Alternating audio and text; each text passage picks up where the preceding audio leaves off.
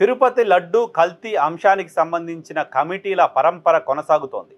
తిరుపతి లడ్డు కల్తీ అంశానికి సంబంధించి రాష్ట్ర ప్రభుత్వం ఒక సిట్ ఏర్పాటు చేసింది. ఆ తర్వాత సుప్రీంకోర్టు డైరెక్షన్ మేరకు మరో సిట్ ఏర్పాటైంది. ఆ సిట్టు సుదీర్ఘ రిపోర్ట్ ఇచ్చింది. ఆ రిపోర్టు ప్రభుత్వం అనుకున్న అంశాలని దాంట్లో పొందుపరచలేదు. ప్రభుత్వం చెప్తున్న వాదనని తప్పుపట్టేలా ఉంది లాంటి అంశాలు ఆ రిపోర్ట్లో కనపడడం చూసాం. సో ఆ రిపోర్టు సుదీర్ఘంగా సుప్రీంకోర్టు డైరెక్షన్ మేరకు సిబిఐ అలాగే ఎఫ్ఎస్ఎస్ఐ వాళ్ళు తర్వాత తిరుమల తిరుపతి దేవస్థానానికి సంబంధించిన అధికారులు అలాగే రాష్ట్ర ప్రభుత్వానికి సంబంధించిన అధికారులు వీళ్ళందరి సమక్షంలో వీళ్ళందరితో కలిసి ఏర్పాటు చేసిన సిట్టు దాదాపు కొన్ని నెలల పాటు విచారణ చేసి 7-8 రాష్ట్రాల్లో పర్యటించి కల్తీ అంశానికి సంబంధించి ఏం జరిగిందో సాధించి శోధించి ఇచ్చిన 270 పేజీల రిపోర్టు చూసిన తర్వాత రాని క్లారిటీ ప్రభుత్వానికి కొత్తగా ఇంకేదో క్లారిటీ కావాలనిపించింది.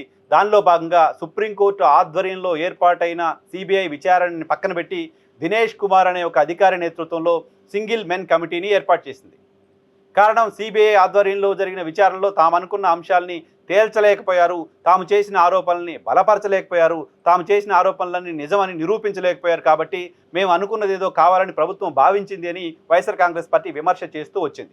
ఈ నేపథ్యంలో ఏర్పాటైన దినేష్ కుమార్ కమిటీ విచారణ చేస్తుంది. ఆయన సింగిల్ మెన్ కమిటీ. ఆయన కొంతమందిని కలిశారు, విచారణ చేశారు. విచారణ సమయం ముగిసిపోయిన తర్వాత మళ్ళీ ఆయనకి ఎక్స్టెన్షన్ ఇచ్చారు. ఎక్స్టెన్షన్ ఇచ్చిన తర్వాత ఇటీవల ఆయన ఒక రిపోర్ట్ సబ్మిట్ చేశారు. ఆ రిపోర్ట్ సబ్మిట్ చేసిన తర్వాత ఈ రిపోర్ట్ పైన అధ్యయనం చేయడం కోసం మరో కమిటీని ప్రభుత్వం ప్రస్తుతం ఏర్పాటు చేసింది. చీఫ్ సెక్రటరీ, డీజీపీ అలాగే హోమ్ సెక్రటరీ వీళ్ళ ముగ్గురు నేతృత్వంలో మరో కమిటీ ఏర్పాటు చేశారు. ఈ కమిటీ ఆ సింగిల్ మెన్ దినేష్ కుమార్ ఇచ్చిన కమిటీ రిపోర్ట్ పైన చర్చిస్తుంది. ఆ రిపోర్ట్ పైన మళ్ళీ వీళ్ళు ఇంకొక రిపోర్ట్ ఇస్తారు బహుశా. ఆ రిపోర్ట్ పైన మళ్ళీ ప్రభుత్వం క్యాబినెట్ అప్పుడు ఏమైనా చర్చించి ఈ లడ్డూ కల్తీ చేసిన వాళ్ళు ఎవరు, లడ్డూ కల్తీ ఎలా జరిగింది, ఎప్పుడు జరిగింది, సో ఆ లడ్డూ కల్తీ చేసిన వాళ్ళపైన ఎటువంటి చర్యలు తీసుకోబోతున్నారు, లడ్డూ కల్తీ జరగడానికి కారణం ఎవరు, ఇవన్నిటినీ కూడా ఆ committee CS, chief secretary, home secretary నేతృత్వంలో ఏర్పాటైన కమిటీ మరోసారి సాధించి శోధించి ఏం చెప్తుందో ఏం తేలుస్తుందో చూడాల్సి ఉంది.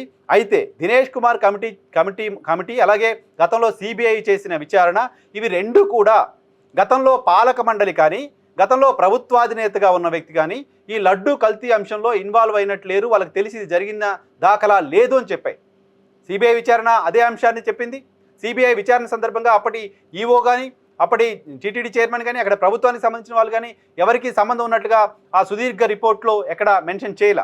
సో దినేష్ కుమార్ రిపోర్ట్ కూడా అప్పుడు ఈవోగా ఉన్న సింగాలే మొత్తం తప్పు చేశారు, ఆయన సరిగా పర్యవేక్షణ చేయని కారణంగానే ఇదంతా జరిగింది అనే విషయాన్ని దినేష్ కుమార్ కమిటీ చెప్పింది. సో ఇప్పుడు దీనిపైన ఏర్పాటైన మరో కమిటీ, ఆ కమిటీ ఏం తెలుస్తుంది, ఆ కమిటీ ఎటువంటి ఫైండింగ్స్ ఇస్తుంది, ఆ కమిటీ ఇచ్చే ఫైండింగ్స్ పైన ప్రభుత్వం ఎలాంటి చర్యలు తీసుకోబోతుంది చూడాలి.